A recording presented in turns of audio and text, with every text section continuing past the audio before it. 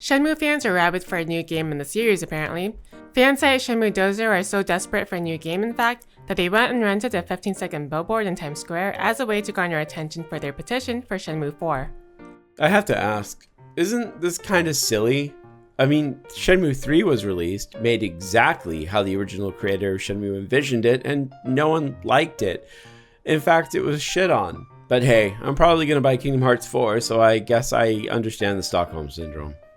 Welcome to Necker News, the show where we cover the hottest gaming news from the last week.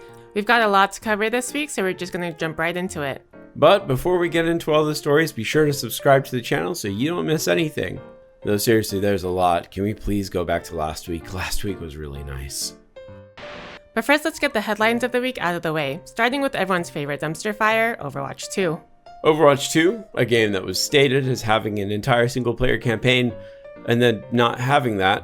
Well, at least it was a game that was stated as having an awesome PvE modes where you and your friends could experience cutscenes, and right, they took that out as well. Well, hey, at least there's a tower defense mode, right? Nope, cause they got rid of that too. Blizzard removed the Hero Mastery Gauntlet due to poor reception, stating that the removal of the game mode was because they didn't see as many players playing it as they would have liked. I don't understand this.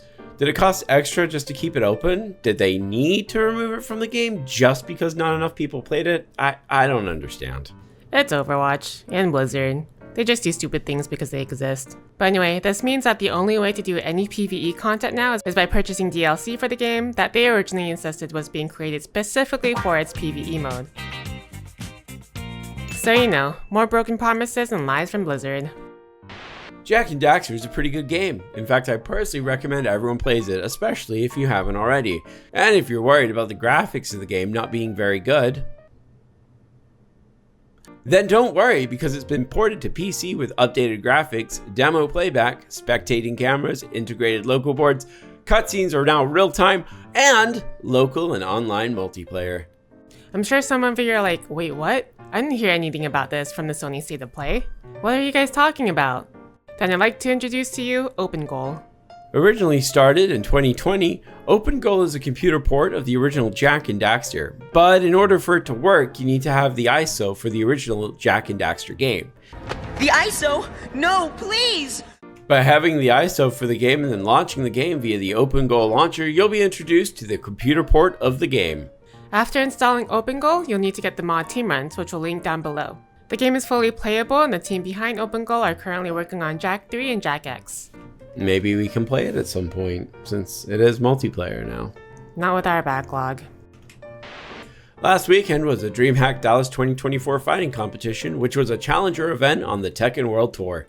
The tournament is a big deal as the top 8 placers for Tekken 8 and Street Fighter 6 will qualify for the Esports World Cup, taking place this year with $1 million prize. So with that much at stake, you'd think the organizers would make sure that everything was perfect, right? Start the heat yet.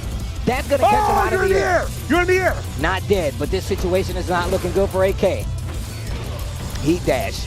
Enter the wall! Oh no! Oh no!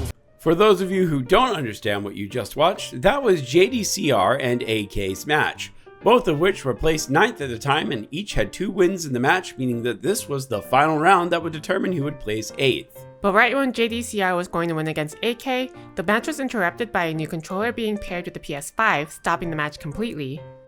Apparently, what happened was that a previous player hadn't disconnected their controller from the PS5 after they were done with it, and it had turned on off-stream during the match.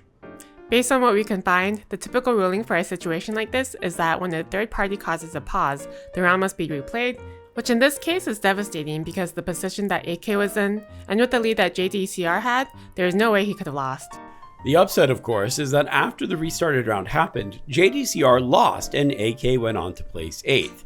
This is just one of those very unfortunate things, though the organizers of the event have been very kind to JDCR and promised to let him qualify in the future competitions due to the mishap. All in all though, it's just a disappointment. What I don't understand is why they don't just use the same controller. Because they like to bring their own controllers, right? It's BYOC. And plus not everyone uses the same controller. Some people use hitboxes, other people use joysticks, some people like to use keyboards. Yeah. That's kind of stupid. Is it really that stupid though? Do you want to, hold on, let me put it to you this way. You're at a fighting competition because of your latent critical ability to be able to do a Korean backdash without even trying. Now you're up next and you have to handle the same controller that the sticky boy who didn't take a shower for 5 years played with. Do you really want to touch that controller? Just use a Clorox wipe. You are a stronger woman than most. Now for some good news though, Amazon has announced that Yakuza will be getting a live-action series called Jak and Yakuza. The series will be directed by Masaharu Take, who also did The Naked Director, which is a show about job directors, and will feature Ryoma Takeuchi as Kiryu. I don't believe this guy is Kiryu material. I don't care if he wasn't Kamen Rider. He might look a little bit better for the role if he had a little bit of stubble, but I'm kind of grounding my expectations for this, because I'll say it, I don't like Japanese cinema. But why? Their productions just generally aren't that great. Okay, but like, you can't mess up Kiryu, really. You've seen Japanese sitcoms. They didn't mess up Yu Yu Hakusho, that was pretty good. It was alright, but again, the production wasn't like the greatest. The costumes look like costumes. Yeah, that's fair. Yeah, okay. Nice shot. Good shot, mate. To many people, Team Fortress 2 is a timeless classic, one that you can watch wither away with cancer. Cause like we've mentioned in our previous videos, TF2 has a really bad botting problem. I mean, the game has always had aimbotters and other hackermen, but they were just at most 1 or 2 dudes by themselves. And that was pretty much how it was up until 2016, where the Meet Your Match update added a matchmaking system to the game. And of course, robots I guess like to party. Dealing with 2 bots is annoying, but still doable. 4 bots though make the game nearly unplayable, so that sucks. But wait, there's more. Bots aren't just silent killers, they're also spammers. And here's just a taste of the type of shit that one bot in particular can do.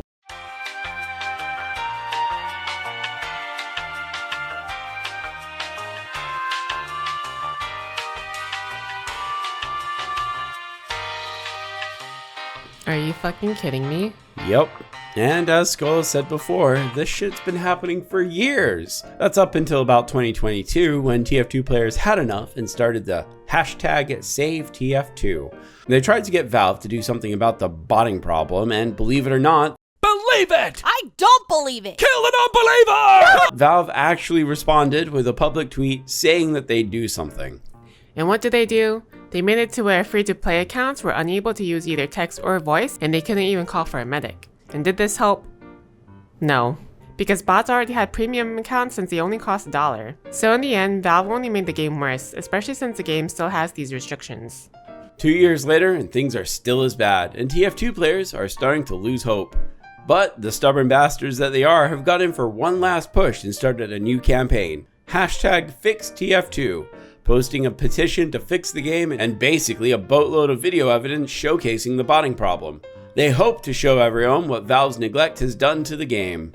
At the time of writing this, the petition has over 270,000 verified signatures and has even had tweets and replies from some of the voice actors of the game.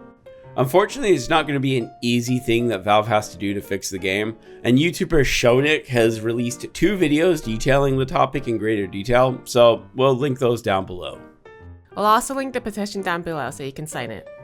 Alright, well, time to do my part, Ellie. Mr. Gaben, sir, could you please fix TF2? No. So that's about as much as we can do, though if you guys want a deep dive on the TF2 man vs. machine situation, let us know and we'll beat Skull into making a video about it.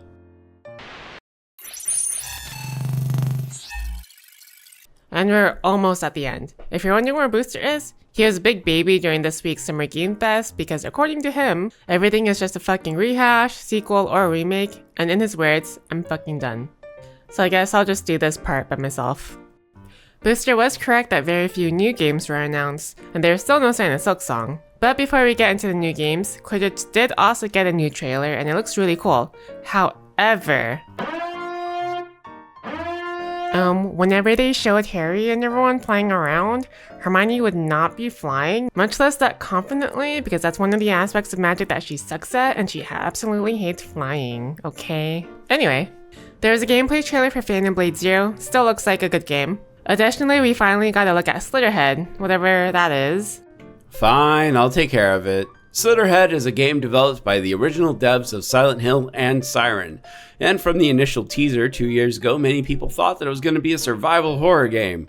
But if they were smart, they would realize that it wasn't going to be, especially since the devs have done dev diaries and showed off since the very first dev diary it was going to be a Devil May Cry sort of game. And the best part is that the game comes out in November. Now, if you watched the gameplay and thought that it looked really stiff, you're right, but I've seen worse animation become better in much shorter time, so I still have my hopes up. As for the games that were announced, we've got a Power Rangers beat 'em up, Civ 7, which is probably just going to be the same like Civ 6, and Civ 5. Lego Horizon Adventures, Cuff Bust, which looks like a break out of prison simulator. Once Human, another open world survival game, Tears of Metal, that's a Scottish Muso. Yeah, I'm buying it. multiple horror games coming to PC and consoles by Blumhouse Games, And finally, No More Room in Hell 2. I have no idea what that is, but Skull is super happy that it's coming out. We know there was the Guerrilla Collective, and there was the Wholesome Direct, Day of the Devs, Devolver Digital, Xbox Direct, but honestly, this year hasn't seen a whole lot of hype reveals, so unless something huge was announced at Xbox on Sunday, I'm interrupting. What's up? Wu Chang looks really good. So does Stalker 2. So does pretty much the entirety of the Xbox Direct. We don't have enough time to go over everything, but yeah, no, that Fable looks good. It all looks good. Okay, back to the video. So you tell us, what are you most excited for this year? Let us know why you're wrong and it's not Infinity Nikki in the comments below. For those of you who were incredibly disappointed in the games revealed so far, Can we announce something totally fake? Do you think they'll let us do that? Among Us 2? Among Us 3? 4? I have some good news for you. Project Arroyo is a team that is porting the entirety of Fallout 2 to Fallout 4, and now has around 100 people working on the development of the game. Alongside this huge dev team, they're looking to release the game on Steam for free, of course. But the game is apparently progressing at a very fast pace if the team lead is to be believed. I hope, however, this won't turn into a Skywind situation where it's been in development for something like 10 years and isn't even close to release. But hey, who knows? What's Skywind again? They're porting the entirety of Morrowind to Skyrim's engine, making everything from scratch, stuff like that. It's very cool, it's just very ambitious. This looks to be as ambitious, but has seemingly way more people, which is interesting to me. Anyway, we're done with the stories. It's over. And here are the games coming out this week. I don't know what Vampire Therapist is, but it sounds interesting. I'm sure our resident SMT mod will care about SMT 5 too. And the remaster of Monster Hunter Stories might be fun. I just played the second one though. And here's the schedule for this week. It's last week's schedule, but for real this time. Yeah, sorry for the cancels last week. We have not been feeling well. And that's it for this week's Necro News. Skull, if this is the longest episode, please do some confetti or something. Next week is the 100th episode of Necro News. After that, we're going to take a week-long break, so episode 101 won't be out until July 1st. Unless something big happens. I don't know, Sony getting bought out by Microsoft or something. We will keep releasing shorts though, maybe not all news related, but we'll see what we can do. So subscribe to the channel so you don't miss anything neat. And if you're already subscribed and want to support us even more, you can become a channel member. And for those who already are a channel member, we appreciate you guys so much. Thank you. Alright everyone, that's it. We're tired, we're done. Until next time, goodbye. Hi, this is Skull, the editor, and former fan of the Killing Floor series. Well, I guess I'm still a fan of the first game and most of the second game, but I am getting the fuck out from the third game. Because we know why you're making it a hero shooter, Tripwire. You're desperate to make money. You didn't make anything really from the Zedconomy update that you forced down our throats because you wanted to be TF2, and failed. We know you want to sell these characters, keep the classes tied to them, so that you can make them all the more enticing to put in the battle pass or in a character pack. Go fuck yourselves, Tripwire, I'm out.